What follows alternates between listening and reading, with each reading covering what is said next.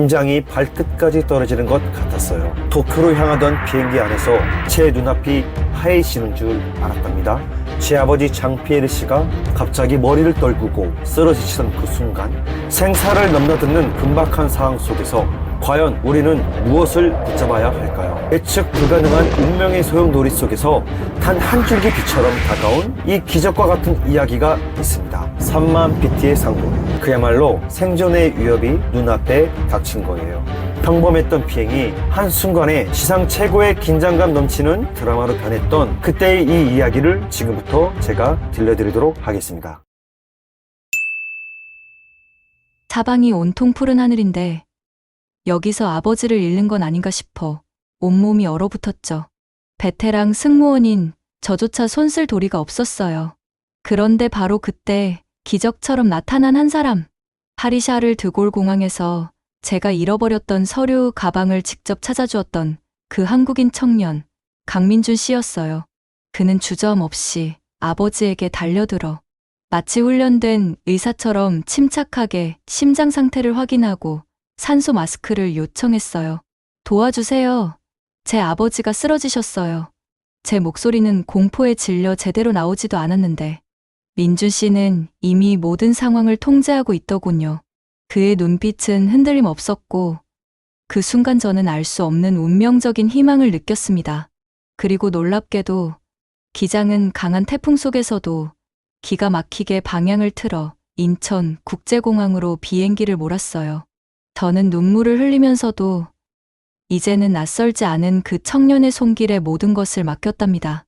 착륙 직후 한국 의료진은 마치 미리 준비라도 한 듯 빛의 속도로 앰뷸런스를 대기시켰고 아버지는 순식간에 병원으로 이송되셨어요. 그 모든 과정이 어찌나 신속하고 효율적이던지 프랑스에서는 상상조차 할 수 없는 일이었죠. 그리고 병원 응급실에서 다시 만난 그 청년. 그는 이 병원의 응급의학과 전문의 바로 강민준 선생님이셨어요. 그의 차분하면서도 따뜻한 눈빛, 환자를 대하는 진심 어린 태도는 제 마음속에 깊이 각인되었답니다. 그는 단순한 의사가 아니었습니다. 낯선 하늘 위에서 저희 아버지를 살려낸 생명의 은인이자 저의 영혼에 깊은 울림을 준 정말 특별한 사람이었습니다. 아버지가 퇴원하시고 저희는 로랑 씨의 제안으로 서울에 머무르게 되었어요. 저는 난생 처음 한국의 대중교통을 이용해 봤답니다. 지하철역에 들어서는 순간부터 깜짝 놀랐어요.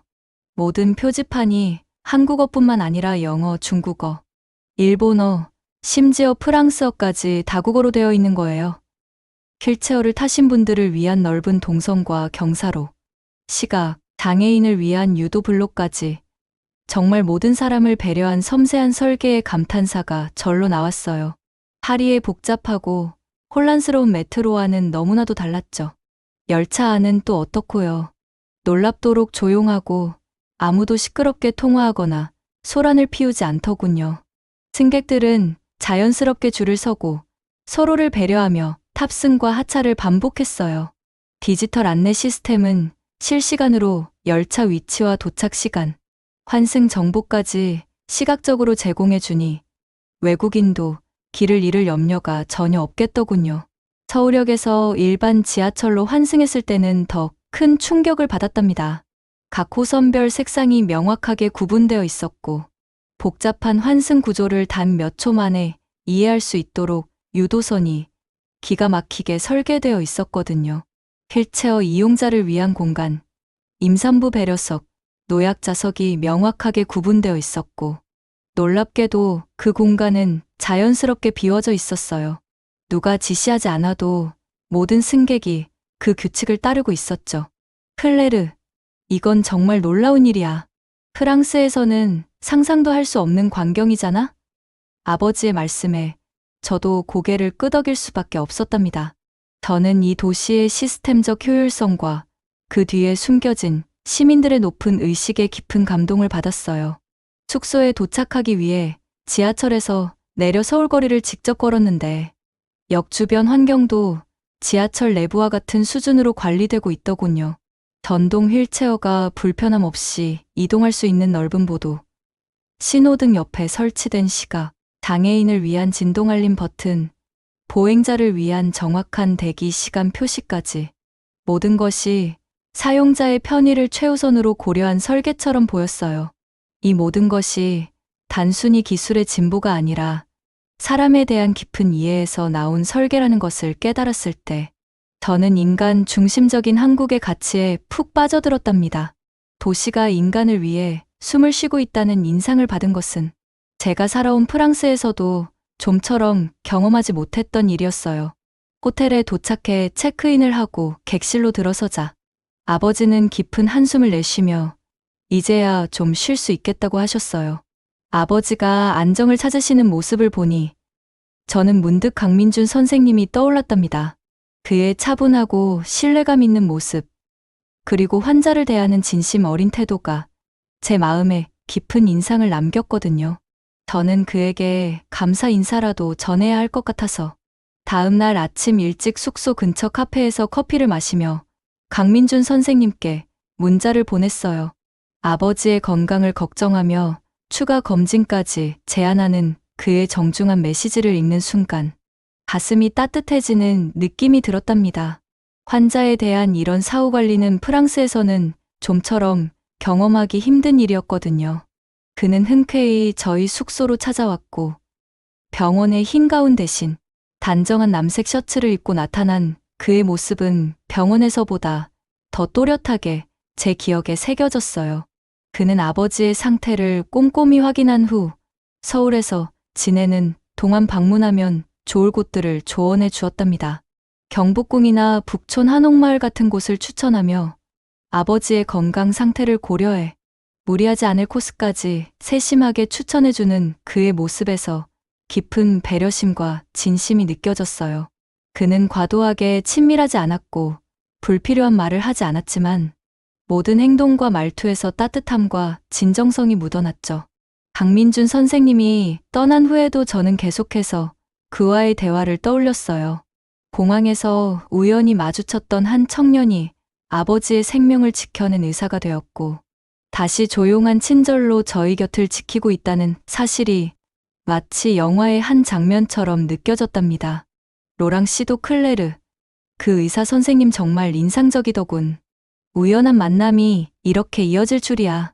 라며 놀라워하셨어요. 저는 그런 우연이 때로는 우연이 아니라고 생각하게 되었답니다. 이건 어쩌면 운명인지도 모른다고요. 다음 날 저희는 강민준 선생님이 추천해준 대로 아버지와 함께 경복궁을 방문했어요. 서울 한복판에 있는 이 거대한 궁궐은 저희가 익숙한 유럽의 궁전과는 전혀 다른 미학을 가지고 있었어요. 화려한 장식과 웅장함보다는 자연과의 조화, 절제된 아름다움이 느껴졌죠. 클레르, 이런 건축 양식은 정말 특별하구나. 서구의 과시적인 궁전과는 다른 철학이 느껴져. 아버지의 말씀에 저도 고개를 끄덕였답니다. 며칠 동안 저희는 서울의 여러 곳을 방문했고 점점 이 도시의 매력에 빠져들게 되었어요. 서울이라는 도시는 제가 예상했던 아시아의 이미지와는 너무나 달랐어요. 최첨단 기술과 전통이 조화롭게 공존하는 곳, 효율성과 인간적 배려가 균형을 이루는 도시였습니다. 그리고 그 도시의 중심에서 강민준이라는 이름을 가진 제 마음속에 조용히 자리 잡아가는 사람이 있었답니다. 저는 그가 보여준 진심 어린 배려와 전문성에 점점 더 깊은 감동을 받고 있었어요. 며칠 뒤 민준 씨는 저와 아버지를 위해 서울 도심 가이드를 제안했어요. 아버지는 오전 산책까지만 함께하고 이후 일정은 자연스럽게 저와 민준 씨 둘만의 시간이 되었죠. 경복궁을 다시 방문했을 때 민준 씨는 단순한 관광 안내가 아닌 한국 선조들의 지혜와 건축 철학까지 차분히 설명해 주었어요. 그는 사람들과 공간을 읽는 능력이 뛰어났고 제가 감상에 집중할 수 있도록 배려해 주었답니다. 점심은 인사동 근처 전통 한정식집에서 먹었는데 민준 씨는 제가 해산물 알레르기가 있다는 것을 사전에 파악하고 해산물이 전혀 들어가지 않은 코스를 준비해 주었어요.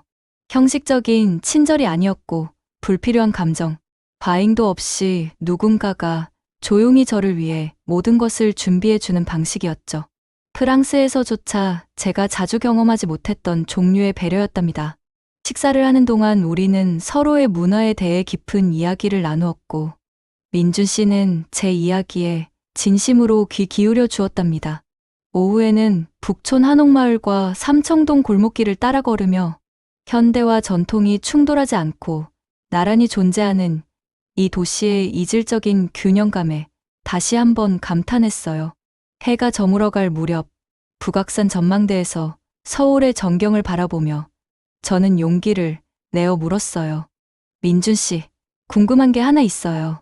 그날 공항에서 제 가방을 돌려주신 것은 단순한 우연이었나요? 그는 잠시 생각에 잠기더니 천천히 대답했어요. 사실 그건 완전한 우연이었어요. 저는 프랑스 의학 연수를 마치고 귀국하는 길이었거든요. 공항에서 우연히 모로 씨의 가방을 발견했고 주인을 찾아드렸을 뿐이에요. 그리고 같은 비행기에 탑승했던 것도 순전히 우연이었죠. 그가 프랑스 의학 연수차 프랑스에 들렸고 공항에서 저를 마주쳐 가방을 돌려준 것, 그리고 이후 귀국 비행기에서 우연히 저희 가족과 같은 항공편에 탑승한 승객이었다는 사실을 알게 되었을 때 저는 무언가가 명확해지는 기분을 느꼈답니다. 운명이라면 이런 게 운명이지 않을까요? 제 말에 민준 씨는 살짝 당황한 듯 했지만 곧 따뜻한 미소를 지었답니다. 그런지도 모르겠네요. 어쩌면 정말 그럴지도요. 해질녘 서울을 바라보며 저는 이상하게 마음이 평온해지는 것을 느꼈어요. 낯선 도시, 낯선 사람, 그러나 이상하게도 모든 것이 제 자리에 있는 것 같은 느낌이었죠. 호텔로 돌아오는 길에 저는 서울의 거리를 바라보며 생각했어요. 이 도시는 제가 알던 어떤 곳과도 달랐고 민준 씨라는 사람 역시 제가 만났던 어떤 사람과도 달랐습니다.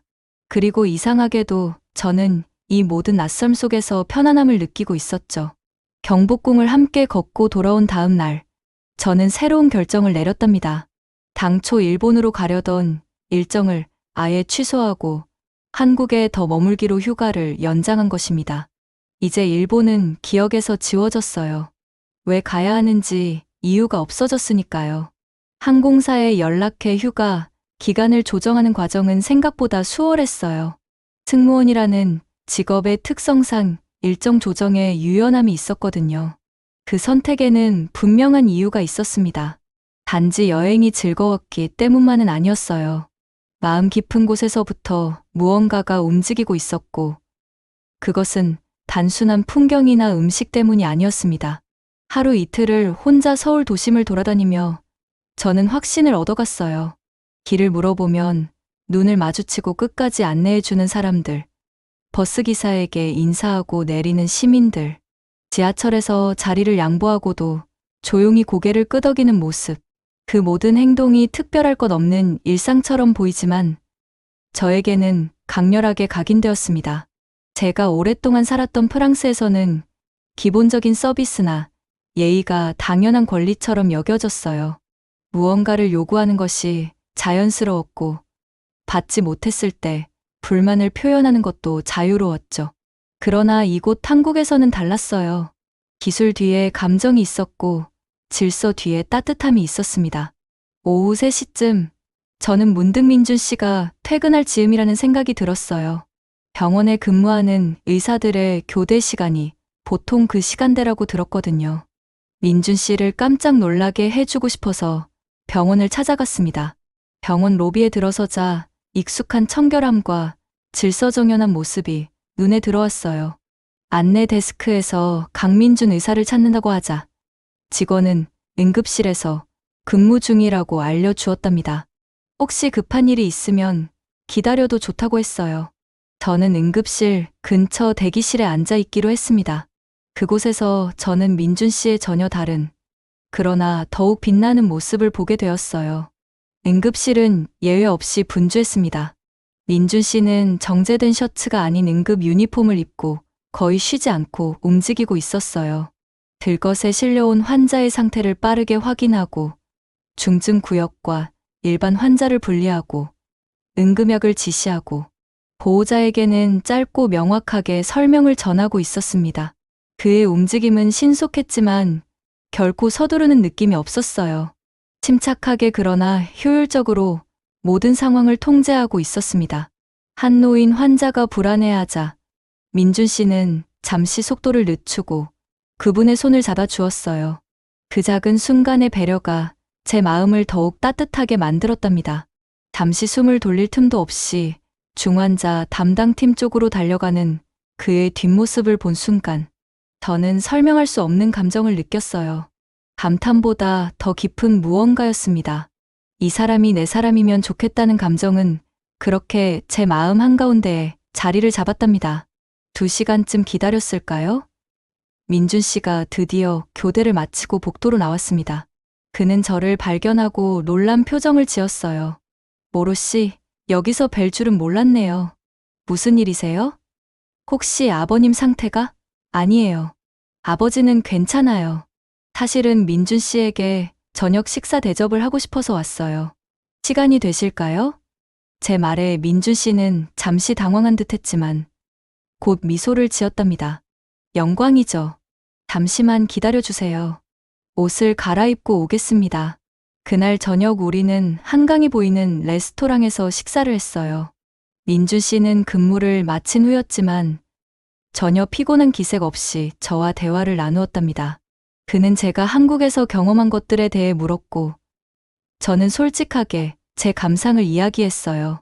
프랑스와 비교해서 어떠세요? 아무래도 많이 다르실 텐데. 네, 많이 달라요. 하지만 좋은 의미에서요. 이곳의 질서와 효율성, 그리고 그 뒤에 숨겨진 따뜻함이 저에게는 새로운 경험이에요. 민준 씨는 제 말에 진지하게 고개를 끄덕였습니다. 한국도 물론 완벽하지는 않아요. 우리도 많은 사회 문제가 있고 해결해야 할 과제들이 있죠. 하지만 시민들의 자발적인 협조와 배려가 많은 것들을 가능하게 만든다고 생각해요. 이야기는 자연스럽게 우리의 미래로 이어졌어요. 저는 항공사에서 일하며 경험한 여러 나라의 이야기를 들려주었고, 민준 씨는 의사로서의 삶과 앞으로의 계획에 대해 이야기했답니다. 저는 언젠가 국경 없는 의사회에서 일해보고 싶어요. 의료 혜택을 받지 못하는 사람들을 돕는 일이 제 꿈이거든요. 그의 말에서 저는 다시 한번 진정성을 느꼈습니다. 민준 씨는 말로만 하는 것이 아니라 실제로 그런 삶을 살고 있는 사람이었어요. 식사를 마친 후 우리는 한강공원을 산책했습니다. 여름밤에 선선한 바람이 불어오는 강가에서 저는 조용히 민준 씨에게 말했어요. 다음 주에 저희는 파리로 돌아가야 해요. 근데 이상하게도 떠나고 싶지 않은 마음이 들어요. 민준 씨는 잠시 말없이 그러나 깊은 이해가 담긴 눈빛으로 저를 바라보았답니다.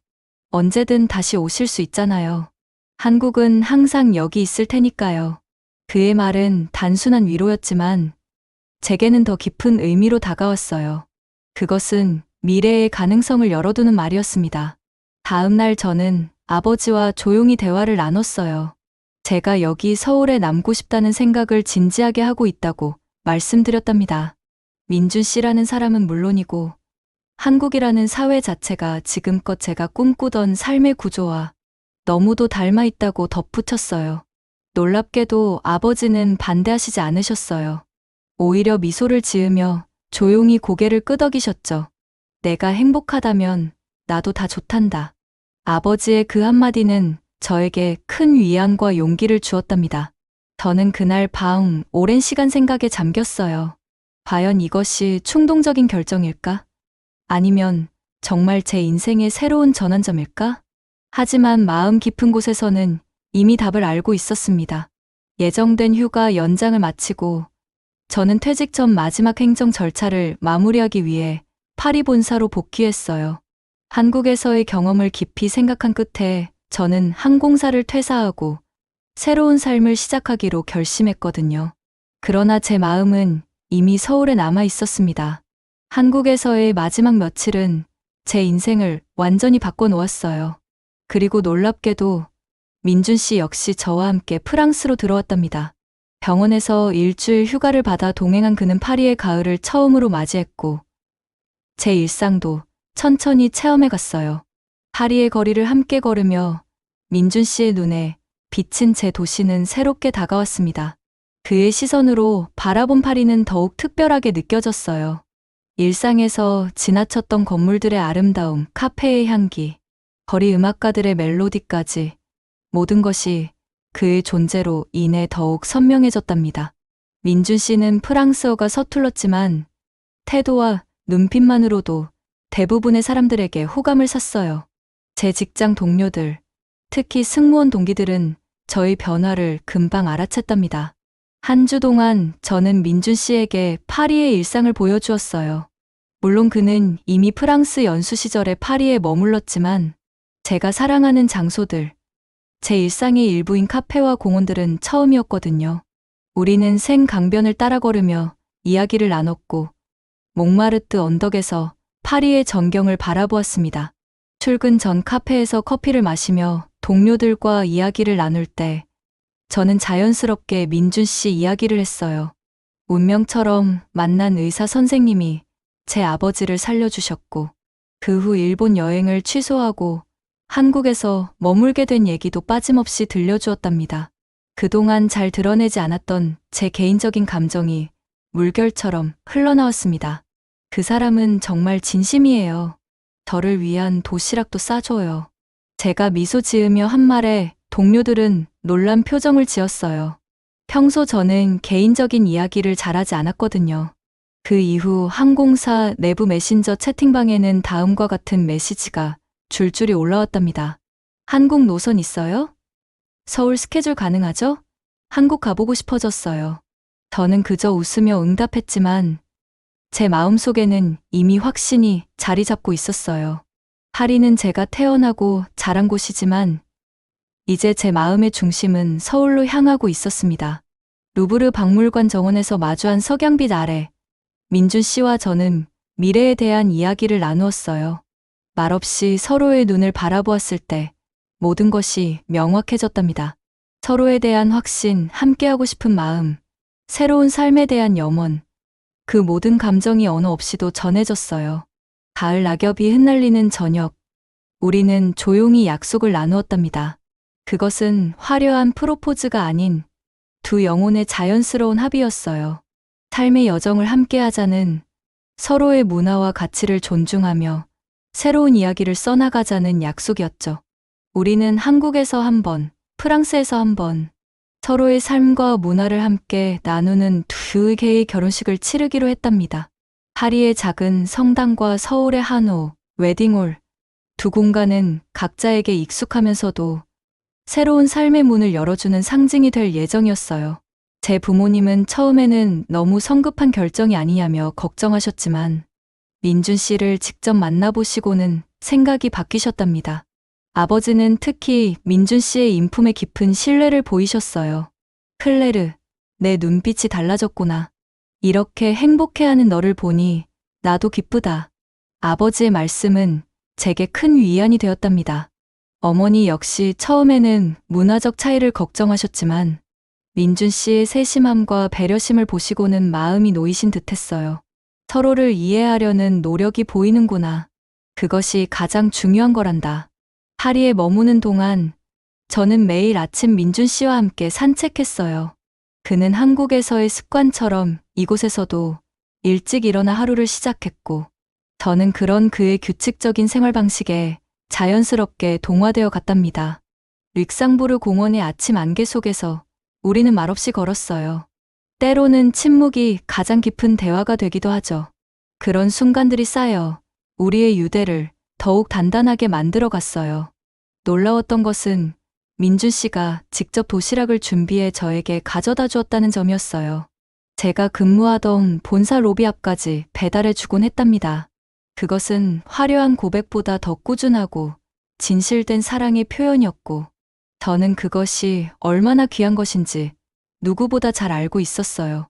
도시락 속 김밥과 샌드위치는 단순한 음식이 아니었습니다. 그것은 문화의 경계를 넘어선 정성이자 매일 조금씩 저희 마음을 채워주는 작은 행복이었죠. 민준 씨의 그런 모습에서 저는 한국 문화의 또 다른 면을 발견했습니다. 말로 표현하는 사랑보다 행동으로 보여주는 사랑, 화려한 제스처보다 일상 속 작은 배려가 더 중요시되는 문화였어요. 파리의 마지막 날, 우리는 에펠탑 아래에서 사진을 찍었습니다. 그것은 단순한 관광객의 사진이 아니라 저희 두 사람의 새로운 시작을 기념하는 순간이었어요. 석양에 물든 에펠탑과 민준 씨의 눈동자에 비친 저를 바라보며 저는 확신했답니다. 이것이 바로 제가 가고 싶은 방향이라고요. 다음 주면 서울에 도착하겠네요. 새로운 삶이 시작되는 거예요. 제 말에 민준 씨는 따뜻한 미소를 지었습니다. 그의 눈빛 속에서 저는 모든 불안을 잊을 수 있었어요. 저는 그렇게 생각했습니다. 프랑스에서의 삶은 익숙하지만 더 이상 저를 붙잡아 두지 못한다고요. 저는 이제 새로운 이름을 가진 새로운 삶의 주인공이었고 그 여정의 다음 장은 서울, 그리고 민준 씨와 함께 시작될 예정이었습니다. 비행기 탑승을 기다리며 창밖을 바라보았어요. 그곳에는 제가 자라온 도시, 파리의 풍경이 펼쳐져 있었지만 제 마음은 이미 서울의 거리를 걷고 있었습니다. 두렵지만 설레는 마음으로 저는 새로운 삶을 향해 첫걸음을 내디딜 준비가 되어 있었어요.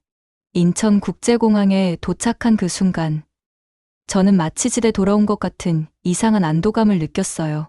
불과 몇 주 전만 해도 이곳은 저에게 낯선 땅이었는데, 이제는 제 삶의 새로운 터전이 되어 있었습니다.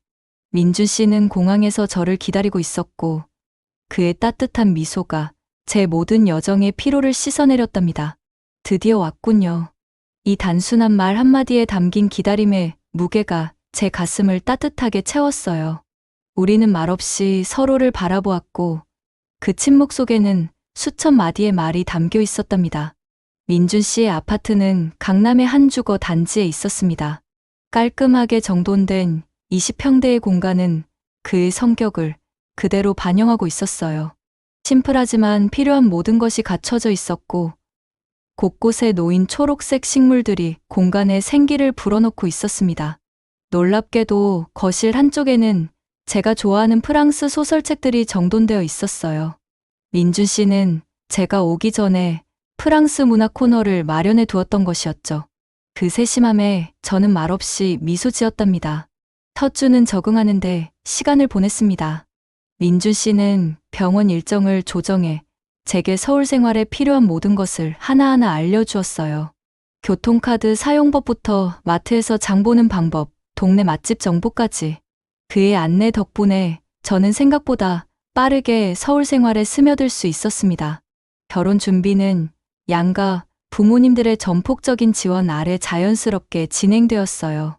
제 부모님은 파리에서의 결혼식을 위해 수시로 연락을 주셨고, 민준 씨의 부모님은 한국 전통 혼례의 아름다움을 경험할 수 있도록 세심하게 준비해 주셨답니다. 처음 민준 씨의 부모님을 뵙던 날, 저는 긴장으로 손에 땀이 나 있었어요. 그러나 현관문이 열리는 순간 그 모든 불안은 사라졌습니다. 민준 씨의 어머니 박영숙 여사님은 따뜻한 미소로 저를 맞아주셨고, 아버지는 프랑스어로 인사를 건네셨어요. 봉주르 클레르, 우리 집에 온 것을 환영해. 서툴지만 정성 어린 그 한마디가 저를 감동시켰답니다. 나중에 알게 된 사실이지만 민준 씨의 아버님 김성철 박사님은 제가 오기 전 몇 주 동안 프랑스어 인사를 연습하셨다고 해요. 저녁 식사 자리에서 영숙 여사님은 제 손을 꼭 잡으시며 말씀하셨습니다. 민준이가 비행기에서 있었던 일을 모두 말해 주었어요. 당신이 없었다면 우리 아들은 지금 이렇게 행복하지 않았을 거예요. 정말 고마워요. 그 말씀에 저는 고개를 저었어요. 제가 오히려 감사드려야 해요. 민준 씨가 제 아버지의 목숨을 구해주셨으니까요. 영숙 여사님은 환한 미소를 지으셨습니다. 운명이 두 분을 이렇게 연결해 준 거군요. 이보다 더 의미 있는 만남이 어디 있을까요? 그날 이후로 민준 씨의 부모님은 저를 친딸처럼 대해 주셨어요. 특히 영숙 여사님께서는 제가 한국 음식과 문화에 익숙해질 수 있도록 많은 도움을 주셨습니다. 김치를 담그는 법부터 명절 음식을 준비하는 방법까지 한국 가정의 전통을 하나하나 가르쳐 주셨어요. 서울에서의 웨딩은 전통과 현대가 조화된 아름다운 행사였습니다. 고즈넉한 한옥 정원에서 저는 화려한 색감의 한복을 입고 새로운 삶의 시작을 맞이했어요. 처음 보는 저를 통해 서로에게 존중과 사랑을 약속하는 그 의식은 언어와 문화를 초월한 깊은 감동을 주었답니다. 저희 부모님도 한국을 방문해 결혼식에 참석하셨어요. 특히 아버지는 민준 씨에게 각별한 감사를 표하셨습니다. 비행기에서의 응급 상황을 직접 경험한 아버지에게 민준 씨는 단순한 사위가 아닌 은인과도 같은 존재였으니까요. 내 딸을 당신에게 맡기게 되어 정말 기쁘네요. 당신은 이미 우리 가족의 일원이에요. 아버지의 그 말에 민준 씨는 깊이 고개를 숙였고 두 사람은 언어의 장벽을 넘어 서로를 이해하는 눈빛을 교환했답니다. 결혼 후 몇 개월이 지나자 저는 서울의 리듬에 완전히 동화되었어요. 국제학교에서 프랑스어를 가르치는 일을 시작했고 민준 씨는 여전히 응급의학과 의사로 바쁘게 지내고 있었습니다. 그럼에도 우리는 소중한 일상의 순간들을 함께 나누었어요. 아침 커피 한 잔의 여유, 퇴근 후 함께 요리하는 시간, 주말 아침 한강변을 달리는 즐거움까지. 어느 주말 아침 민준 씨가 특별한 제안을 했습니다. 오늘은 특별한 곳에 가보는 게 어떨까요? 그가 안내한 곳은 바로 인천공항이었어요. 우리의 첫 만남이 있었던 그 장소는 이제 특별한 의미를 가진 공간이 되어 있었습니다. 넓은 도착 로비에 서서 우리는 그날의 기억을 떠올렸어요. 민준 씨는 조용히 작은 상자를 제게 건넸습니다. 그 안에는 정교하게 만들어진 미니어처, 가방 모양의 펜던트가 들어 있었어요. 그날 제가 잃어버렸던 서류 가방을 상징하는 것이었습니다. 우리의 시작점을 기억하고 싶어서요. 단순한 선물이었지만 그 속에 담긴 의미는 그 어떤 보석보다 값진 것이었어요. 저는 그 펜던트를 목에 걸며 제 인생의 변화에 대해 생각했습니다. 한때 저는 하늘을 떠도는 승무원으로 살았어요. 늘 다음 목적지를 향해 가방을 싸고 정착하지 않는 삶이 익숙했지요. 그러나 이제 저는 이곳 서울이라는 도시에 단단히 뿌리를 내리고 있었습니다. 더 이상 떠돌지 않고 한 곳에 머물며 깊고 의미 있는 일상을 만들어 가고 있었어요. 공항 테라스에 앉아 활주로를 바라보며 우리는 미래에 대한 이야기를 나누었습니다. 언젠가 프랑스와 한국을 오가며 두 문화의 가치를 모두 경험할 우리 아이들에 대한 이야기, 함께 나이 들어갈 서울의 골목길에 대한 상상, 그리고 앞으로 함께 만들어갈 수많은 추억들에 대한 대화였어요. 인천공항에서 돌아오는 길에 민준 씨가 조용히 물었습니다. 후회는 없어요? 그 질문에 저는 고개를 들어 그의 눈을 바라보았습니다. 그 눈빛 속에서 저는 제 모든 과거와 미래를 보았어요. 불확실했던 여정, 예상치 못했던 만남, 그리고 그 모든 것이 모여 만들어낸 지금 이 순간의 완벽함까지. 전혀요. 오히려 감사해요. 민준 씨를 만나고 한국이라는 나라를 알게 되어서 이제 이곳이 제 집이에요. 그 말은 온전한 진심이었습니다. 저는 이제 클레르 모로가 아닌 클레르 김이 되어 새로운 이야기를 써 내려가고 있었어요. 그리고 그 이야기는 제가 상상했던 것보다 훨씬 더 아름답고 충만했답니다. 서울의 밤을 아래 저는 제 선택에 깊은 확신을 가졌어요. 때로는 삶의 가장 뜻밖의 순간이 가장 값진 기회를 가져다 준다는 것을 깨달았습니다. 우연히 잃어버린 가방 하나가 제 인생의 방향을 완전히 바꿔놓았으니 이보다 더 놀라운 운명이 어디 있을까요? 민준 씨의 손을 잡고 걸으며 저는 미래를 향한 기대로 가슴이 벅차올랐습니다. 서울의 거리를 함께 걷는 우리의 모습, 한강변에서 맞이할 수많은 일출과 일몰, 계절마다 달라지는 남산의 풍경을 함께 바라볼 시간들, 그 모든 것이 저를 기다리고 있었어요. 한국에서의 새로운 삶이 자리를 잡아가던 어느 봄날, 저는 특별한 소식을 알게 되었답니다. 아침 일찍 일어나 화장실에 들어간 저는 몇 주 동안 느꼈던 미묘한 변화를 더 이상 무시할 수 없다고 생각했습니다. 직감적으로 무언가를 느꼈지만 확신이 필요했어요. 그날 오후 저는 민준 씨가 근무하는 병원과는 다른 산부인과를 찾았습니다. 혼자만의 비밀로 간직하고 싶었거든요. 검사 결과는 제 예감이 맞았음을 확인해 주었어요. 저는 새 생명을 품고 있었습니다. 그날 저녁 저는 민준 씨에게 어떻게 이 소식을 전할지 고민했어요. 한국의 봄을 맞아 집 근처에 활짝 핀 벚꽃을 보며 걷다가 문득 좋은 생각이 났습니다. 저는 작은 선물 상자를 준비했고 그 안에 임신 테스트기와 아기 양말 한 켤레를 넣었어요. 민준 씨가 퇴근하고 돌아왔을 때 저는 평소와 다름없이 그를 맞이했습니다. 저녁을 함께 먹고 일상을 나누다가 마치 생각난 듯이 선물 상자를 건넸어요. 오늘 당신을 위한 작은 선물이 있어요. 민준 씨는 의아한 표정으로 상자를 열었고 그 안에 내용물을 보자마자 얼굴이 변했습니다. 처음에는 믿기지 않는다는 표정이었다가 이어서 놀라움, 그리고 마침내 깊은 감동으로 가득 찬 눈빛을 보여주었어요. 정말이에요? 그의 떨리는 목소리에 저는 고개를 끄덕였습니다. 의사인 민준 씨는 즉시 제게 다가와 조심스럽게 안았고 그의 눈에는 맑은 눈물이 고여 있었어요. 우리가 부모가 되는 거예요. 그 순간의 기쁨은 말로 표현하기 어려웠습니다. 우리는 밤늦게까지 앞으로의 계획과 꿈에 대해 이야기를 나누었어요. 아이가 태어날 방을 어떻게 꾸밀지, 어떤 이름을 지어줄지, 프랑스어와 한국어를 모두 어떻게 가르칠지 등 끝없는 대화가 이어졌습니다. 다음 날 우리는 민준 씨의 부모님께 소식을 전하기 위해 찾아뵙습니다. 한국에서는 임신 소식을 어떻게 전하는지 몰라 조금 긴장했지만 민준 씨는 제 손을 꼭 잡고 안심시켜 주었답니다. 영숙 여사님께서 문을 열어주셨고 우리를 보자마자 밝은 미소로 맞아주셨어요. 거실에 들어서자 성철 박사님도 신문을 내려놓고 일어나셨습니다. 민준 씨가 조용히 소식을 전하자 두 분의 표정이 한순간에 환해졌어요. 정말이니? 우리가 할머니 할아버지가 된다는 거야? 영숙 여사님은 기쁨의 눈물을 감추지 못하셨고 저를 꼭 안아주셨습니다. 성철 박사님은 묵묵히 미소 지으셨지만 그 눈빛에서 깊은 감동을 읽을 수 있었어요. 클레르, 이제 더 많이 챙겨 먹어야 해. 우리 손주를 위해서 내가 매일 좋은 음식 만들어 줄게. 영숙 여사님의 그 말씀에 저는 깊은 감사함을 느꼈습니다. 한국에서는 임신한 여성을 위한 특별한 음식들이 있다고 하셨어요. 영숙 여사님은 당장 영양 보충을 위한 음식 목록을 작성하기 시작하셨고 성철 박사님은 민준 씨에게 따뜻한 조언을 건네셨답니다. 이제 내 책임이 더 커졌다. 클레르를 잘 돌봐야 한다.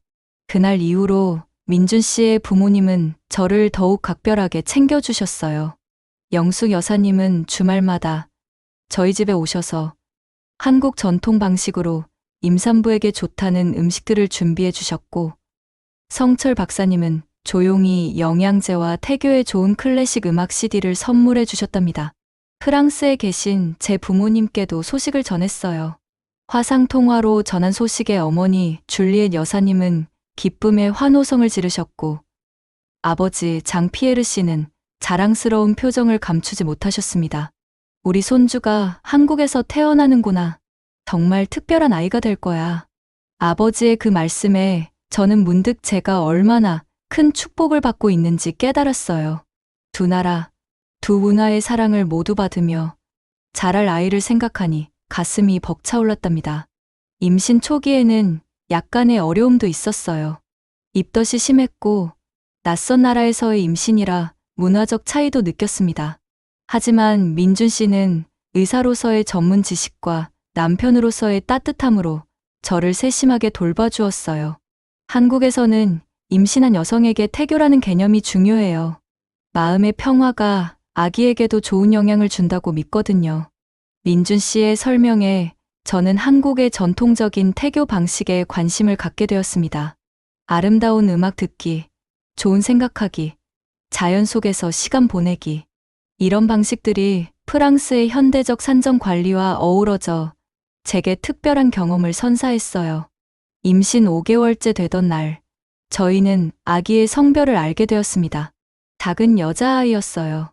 초음파 화면을 보며 민준 씨와 저는 서로를 바라보았고 그 눈빛 속에는 말로 표현할 수 없는 행복이 담겨 있었습니다. 클레르, 우리 딸이 당신을 닮았으면 좋겠어요. 민준 씨의 그 말에 저는 미소 지었답니다. 하지만 저는 민준 씨의 따뜻한 마음을 닮았으면 좋겠어요. 우리는 아이의 이름을 고민했습니다. 한국 이름과 프랑스 이름 두 가지를 모두 지어주기로 했어요. 긴 대화 끝에 한국 이름으로는 하은을, 프랑스 이름으로는 마틸다를 선택했습니다. 하나님의 은혜를 의미하는 하은은 두 문화의 축복이 담겨 있었고, 마틸다는 제 증조할머니의 이름이기도 했어요. 임신 중기에 접어들면서 저는 한국의 산부인과 시스템에 또 한 번 감탄했습니다. 정기검진은 효율적이고 철저했으며 첨단 장비로 아기의 상태를 세밀하게 확인할 수 있었어요. 의사들은 모든 질문에 친절하게 답해 주었고 프랑스어를 조금 아는 간호사가 특별히 저를 담당해 주기도 했답니다. 한국의 의료 시스템은 정말 인상적이에요. 특히 임산부를 위한 배려가 놀랍습니다. 제 말에 담당 의사는 미소를 지으며 고개를 끄덕였어요. 한국에서는 새 생명과 어머니의 건강을 최우선으로 생각합니다. 걱정 마세요. 최선을 다해 도와드릴게요. 그 말에 저는 큰 안도감을 느꼈습니다. 낯선 나라에서의 출산이라는 두려움은 이제 한국 의료진에 대한 깊은 신뢰로 바뀌어 있었어요. 임신 8개월 차에 접어들 무렵 저희 부부는 출산 준비 클래스에 참여했습니다. 민준 씨는 의사임에도 불구하고 예비 아빠로서 진지하게 수업에 임했어요. 호흡법을 함께 연습하고 아기 목욕시키는 방법을 배우고 신생아 돌보는 팁들을 메모하는 모습이 무척 사랑스러웠답니다. 의사로서 많은 아기를 봤지만 아빠가 되는 건 완전히 다른 일이네요. 민준 씨의 솔직한 고백에 저는 웃음을 터뜨렸어요. 우리는 함께 웃으며 앞으로 다가올 변화에 대한 설렘과 두려움을 나누었답니다. 오늘 저는 이렇게 좋은 소식을 전해드릴 수 있어 정말 기쁩니다.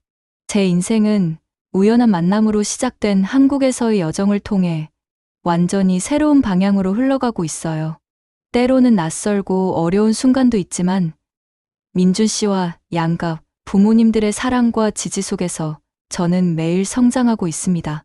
곧 태어날 우리 하은 마틸다는 두 나라의 문화와 언어를 자연스럽게 접하며 자랄 거예요. 프랑스의 예술적 감성과 한국의 따뜻한 정을 모두 품은 특별한 아이로 성장할 것입니다. 저는 이제 더 이상 하늘을 떠도는 여행자가 아닌 한국이라는 땅에 단단히 뿌리내린 한 가정의 구성원으로서 새로운 여정을 시작했습니다. 그리고 이 여정은 제가 상상했던 것보다 훨씬 더 풍요롭고 의미 있는 모험이 될 것이라고 확신해요. 이 이야기가 여러분의 마음에도 잔잔한 여운을 남겼으면 좋겠습니다. 여러분의 생각을 댓글로 알려주시겠어요? 구독과 좋아요는 다음 영상 제작에 큰 힘이 됩니다. 함께 해주셔서 감사합니다. 감동이 머무는 곳, 여기는 감동 포커스입니다.